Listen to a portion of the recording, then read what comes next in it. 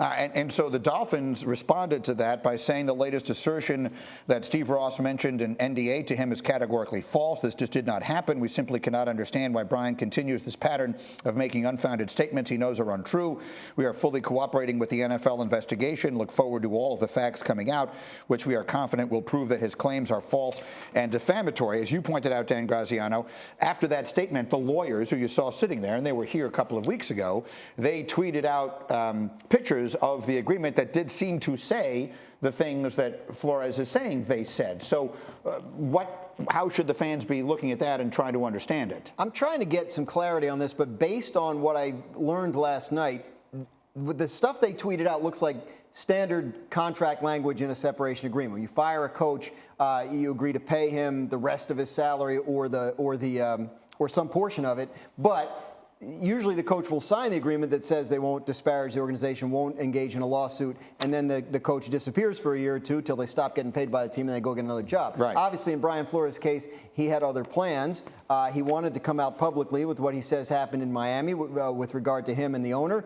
He wanted to file the lawsuit, so he didn't sign that. And yes, I think we take them at their word that there was significant money available to him if he had. If he did walk away from the final 2 years of his contract in their entirety, then it would be millions of dollars, as they said. Again, we'll wait and see how all of this plays out. It's worth reminding everyone he is now back working again. He's on the staff in Pittsburgh.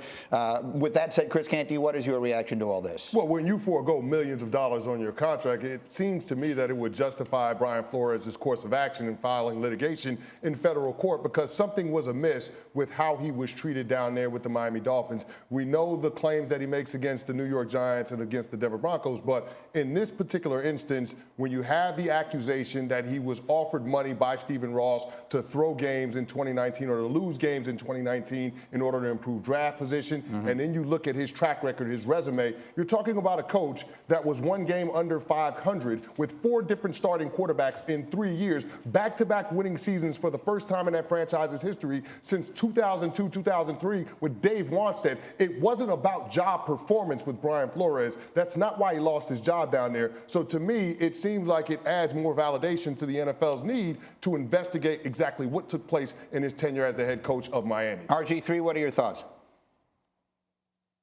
Yeah, Greeny, I mean, what it looks like to me is that Brian Flores had already made the decision to file a lawsuit against the NFL and the Miami Dolphins when he was terminated by Stephen Ross and company. It seems that Bill Belichick text message and then the interview with the Giants only gave more ammunition to him and his lawyers to be able to go forth and file this class action lawsuit.